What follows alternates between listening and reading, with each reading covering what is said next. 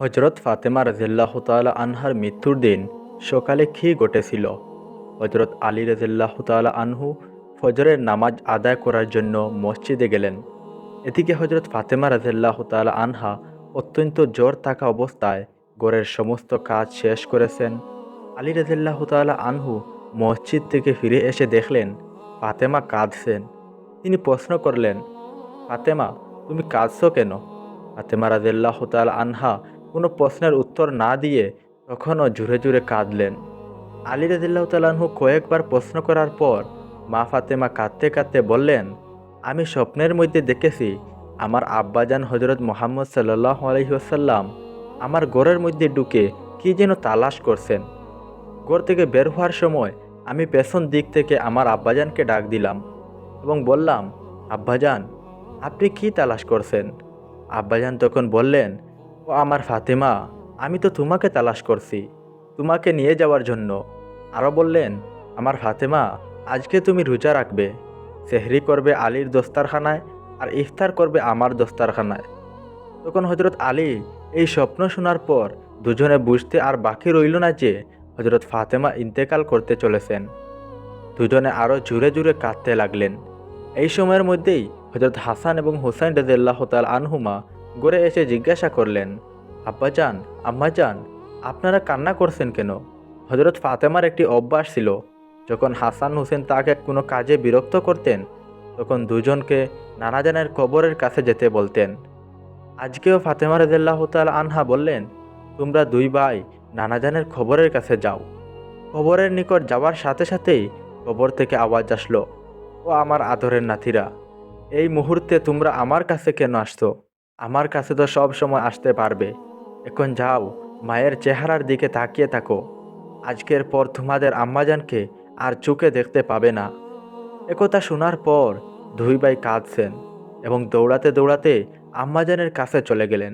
আম্মাজানকে জিজ্ঞাসা করলেন, তোমরা দুইজন কেন কাঁদছো? বুঝেছি, নানাজান আমাদেরকে সব বলে দিয়েছেন যে আজকের দিনটি তোমার জন্য শেষ দিন। নানাজান তোমার চেহারার দিকে তাকিয়ে থাকার জন্য আমাদের বলেছেন। বিকেলের দিকে হজরত ফাতেমার শরীর খারাপ হলো, তাকে বিছানা শোয়ানো হলো। মা ফাতেমার মৃত্যু পূর্বক্ষণে হজরত আলীকে তিনটি কথা বলেছেন। প্রথম কথা হচ্ছে, ও আলী, যেদিন থেকে আমি আপনার ঘরে এসেছি ওই দিন থেকে আজ পর্যন্ত আমি আপনাকে অনেক কষ্ট দিয়েছি। আপনি যদি আমাকে ক্ষমা না করেন তাহলে আমার কারণে আব্বাজান অনেক লজ্জিত হবেন। এবার বলেন, আপনি আমাকে ক্ষমা করবেন কি না? হজরত আলী রাদিয়াল্লাহু তাআলা আনহু তিনি তখন উত্তরে বললেন, ইয়া ফাতেমা, তুমি কি বলছো? আমি তোমার যোগ্য ছিলাম না। তোমার আব্বাজান দয়া করে মেহেরবানি করে তোমার হাত আমাকে দিয়েছেন। বিয়ের দিন থেকে আজ পর্যন্ত আমি আলী ঠিকমতো দুবেলা খাবারও খাওয়াতে পারিনি। ফাতেমা, তুমি বলো, তুমি আমাকে ক্ষমা করছো কি না? তুমি যদি ক্ষমা না করো তাহলে আমাকেও কিয়ামতের দিন কঠিন শাস্তি ভোগ করতে হবে। তারপর ফাতিমা বললেন, ও আলী, আপনার সাথে আমার দ্বিতীয় কথা হলো, আমি মারা যাওয়ার পর আপনি বিয়ে করে নেবেন। আপনার পছন্দ মতো দুনিয়ার যে কোনো মহিলা আমি আপনাকে অনুমতি দিয়ে দিলাম। আর আমার বাচ্চা দুটোকে সপ্তাহে একদিন আপনার খুলে নিয়ে ঘুরবেন। আর পরের কথা হলো, হাসান হুসাইন যখন বড় হবে তখন তাদের দুই ভাইকে আল্লাহর রাস্তায় সোপর্দ করে দিবেন এবং আমাকে রাতের বেলা দাফন করবেন।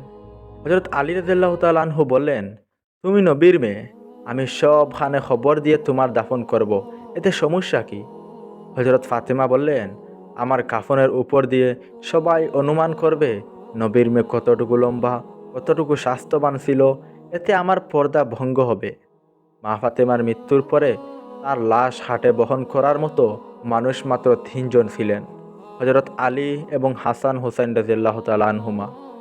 হযরত আলী ভাবছেন লাশের খাটিয়া বহন করতে আরও একজনের প্রয়োজন হবে, তাহলে চার কোণে চারজন কাঁধে নিতে পারবেন। এমন সময় হযরত আবু যর গিফারি রাদিয়াল্লাহু তাআলা আনহু সেখানে উপস্থিত হলেন এবং কাঠিয়া ধরে বহন করলেন। হযরত আলী প্রশ্ন করলেন, আবু যর, আমি তো কাউকে বলিনি, আপনি জানলেন কিভাবে? তখন হযরত আবু যর গিফারি বললেন, আমি আল্লাহর রাসূলকে স্বপ্নে দেখেছি।